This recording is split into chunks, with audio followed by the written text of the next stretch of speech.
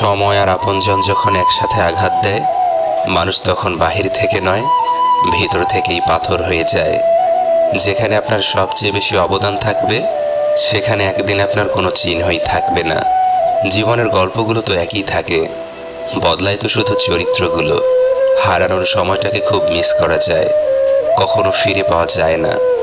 সবার দেওয়া দুঃখ আমি তোমাকে বলতাম, তোমার দেওয়া দুঃখ আমি কাকে বলবো? ছোট্ট একটা জীবন, কত কিছুই না ঘটে।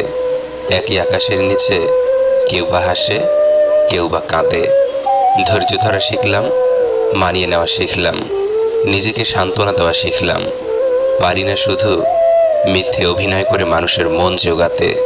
আসলে কি জানেন, বেশি বিশ্বাস, বেশি আশা ভরসা আর বেশি ভালোবাসা মানুষকে কষ্ট আর দুঃখ ছাড়া আর কিছুই দিতে পারে না। সব কিছু নিয়ে ভাবতে ভাবতে